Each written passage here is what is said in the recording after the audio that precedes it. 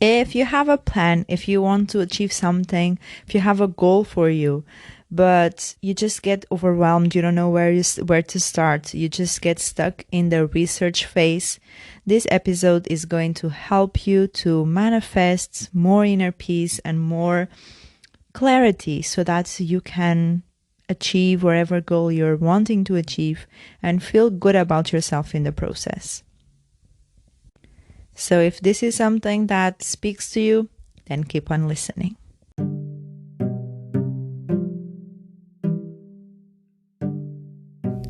Hello, welcome to another episode of the Mindful Introvert podcast. This podcast helps you to get inspiration to manifest a life in alignment with your true, confident, and intuitive being. I'm Jo from mindfulintrovert.com, an inner peace and abundance coach, and my purpose here is really to help you slow down, look inwards, and create a more peaceful life by learning to trust your intuition and exploring your spirituality at a soul level. Ready to be empowered? Let's get on with the episode. All right, so maybe you have a goal, especially now with the new year. Maybe you have a resolution, something that you want to be achieving, but you start to plan and you start to maybe even buy a new notebook and a new pen so you can begin this planning stage. And I'm calling myself out because sometimes I do this.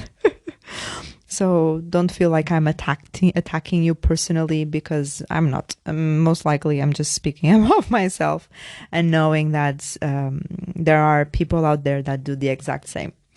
So we buy this new fancy notebook and whatnot, and we start to plan out. And we want everything to be perfect the first go. And so we plan, we research, we explore all of the different options. We understand exactly what it is that we want to be achieving, and we put it on paper. But we failed to do something very important. And a little bit more on that towards the end of this episode. But this is us, right? We're in that perfectionist type of way of planning, where we research and we just get consumed by all of this information. And all of this creates a lot of overwhelm, as expected, obviously. And we get tired. I don't know about you, but sometimes I'm planning something and I get very exhausted and I just say, just going to have a break, just going to have a snack, or I'm going to just not do this for a while and watch something on telly or whatever, or go on social media to distract myself a bit from the discomfort that I'm feeling from overplanning and bringing this overwhelm onto myself. And it's very likely that you do this as well, and you just feel stuck. You feel stuck because you feel like you're progressing, you feel like you're planning, you feel like you're evolving, you feel like you're going somewhere. But when it's time to actually go somewhere, you feel stuck because you're tired, you're exhausted, you don't have any energy left. You know that you need to take action, but it's much more comfortable in your comfort zone. Obviously, that's why it's called comfort zone. And so you don't take the next step, sometimes due to fear, other times it's most likely always due to fear, but this is an unconscious fear.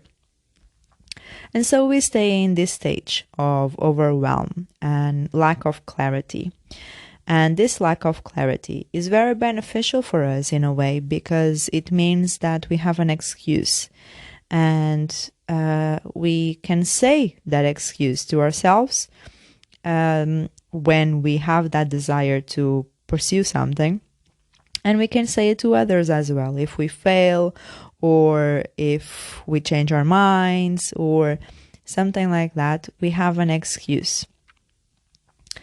But it gets to a point in life where that excuse is no longer valid. It starts to wear off. You start to become very tired of even coming up with that excuse. And you want more from life. You want to experience new things. You want to be challenged. You want to have some innovation, create something, and explore that creative side of you that wants to expand and wants to grow as a person. And so maybe you start to research a bit more in personal development, and maybe you acquire a new hobby, start something new. But all of this is just another distraction. It's useful, it's helpful, absolutely, to understand more about ourselves and to learn new things and new hobbies and spend more time with ourselves. But this can be a distraction. So it's important to reverse engineer your goals in the sense that you're not looking out to a set outcome. Rather, you're thinking about how you will feel once you achieve that outcome. So let's say an example of you want to make, and I'm just going to give this example that is just easier, but then I'll try to find another one. So let's say you want to make 100K in 2022. And that seems a very overwhelming a goal, at least for some people. Seems very overwhelming to make 100K in your in this year. But if you break it down, small bits, and if you put small increments every month or every week or something like that, is much more manageable. And it's even easier and more effective when you bring back the feeling of how you will feel once you achieve that. So let's imagine. Okay, so I'll just imagine how I would feel if I got 100K this year. So I would feel free. I would feel very expansive, very probably in tune with my intuition. I would feel like I could contribute even more to society. Because probably I would be doing what I love to do, and by doing so, I would be feeling the passion, and by feeling that passion, I would be uplifting humanity, or at least people that would be receiving that energy from me. So all of this has a big impact in me actually manifesting the 100K, right? Because if I'm thinking just about the money and not having a why behind the money, it's an empty goal.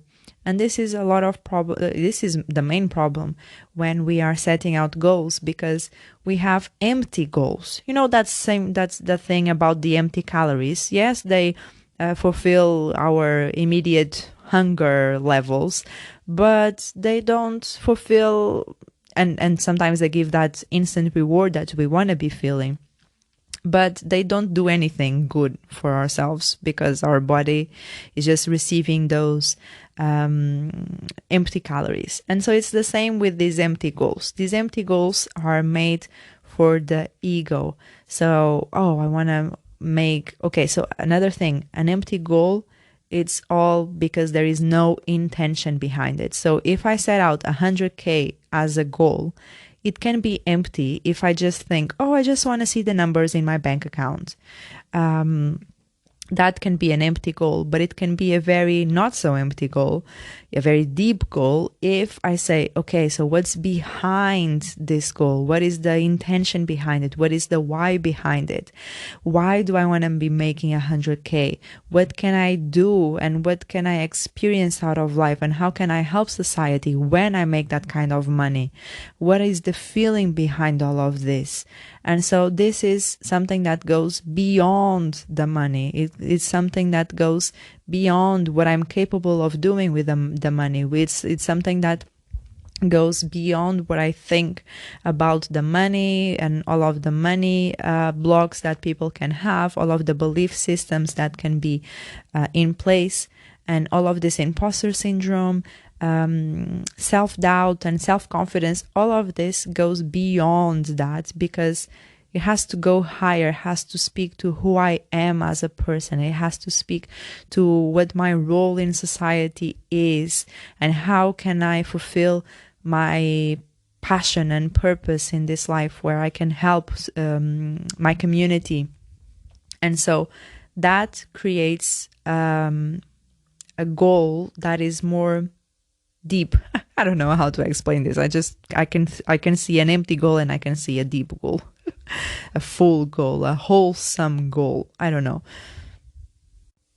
And so whenever you're setting out these goals, it's important to have a strong why and to have a strong feeling that you want to be feeling once you achieve that, but you channel that to your present moment. So let's say a lot of people say, oh, I will be happy once I get that promotion. No, because if you set it down in that way, you're never going to be happy, because if your happiness is dependent on that promotion that you will get or will not get, who knows, that just means that you're setting out that happiness to the future. And if you keep postponing that to the time that you actually get it, it's never going to be in your present reality. So it's important to feel the feelings that you want to be experiencing right now. So you have a reference already. So if you want to feel passionate, if you want to feel free, you have to channel that for the present moment. So you have a reference already to what it means to feel passionate or to feel free. So what you need to do is remember all of these moments that you felt this way, and channel those moments, channel that emotion, and be in that situation where you felt that, where you were in that situation that was, you're just immersed, probably. You're just surrounded by that feeling, and you link it to the idea of getting the promotion, to the idea of having already received the promotion, having already received the amazing relationship, having already received the 100K. So having already fulfilled your goal. So this is something that you have to trick your mind. You have to anticipate the outcome, but detaching from the outcome. And this is, again, is a lot of people experience a lot of resistance because they're so attached to, it has to be this way, it has to be this way, or I'm going to be sad and terrible. And no, so it's a lot of pressure on the universe to fulfill exactly what you're asking. And this pressure takes you nowhere. Well, it does. It takes you to very overwhelm and frustration, resentment, anger levels that you don't want to be experiencing. So it's important to feel as if you have already received, but feel the gratitude of what it felt to receive that. And know that if it doesn't happen, in the unlikely event, or sometimes likely, who knows, I can desire to fly, but I cannot fly, only in my dreams, not at least in this third dimension. So in the possibility of not happening exactly as you want it to happen, you will be okay. You know that you will be okay, and everything will be okay. And if it's not, maybe it's not the right timing, or maybe it would not serve you, with something better is coming along. So it's having that faith and having that ability to release the pressure and just embrace and go with the flow, while still having a sense of direction followed by your heart. That is the true way to achieve goals and enjoy the journey, and just live a more meaningful and fulfilled life, where you're not just in constant battle with yourself, and you're not just trying to figure out life before it happens, and you let it flow. You tune into your intuition. You allow source to channel through you, to speak through you, to live through you. So you have that passion, and that passion is going to be super contagious, is going to be something that is so attractive to people, that people want to be around you, that people want to help you achieve your goals, and be supportive and be loving and kind towards you. And the ones that are not, just means that you've triggered them somehow. So they're still helpful, they're still beneficial, because they show the possibilities of the impact you can have in people. And so, yes, that was it. Reverse engineer your goals, experience the feelings before you achieve whatever it is that you have linked those feelings with the experience, with a goal. Know that you can definitely manifest your reality. You can definitely create your reality in cooperation with the universe. You are held, you are supported, you are love, you are light, and everything is going to be okay. I hope you enjoyed this episode, and much, much love to you. I'll see you next time. Bye. If you are fully committed to your growth, I invite you to book a free inner peace assessment call with me, where we create an action plan to manifest a life worth living with more inner peace and self-love. And for more inspiring content, follow me on Instagram at Coach Joanna Calado and subscribe to my YouTube channel at The Intuitive Being. I will leave everything in the show notes so that you do not miss a thing. I'll see you in the next episode, and until then, slow down and trust yourself. Bye.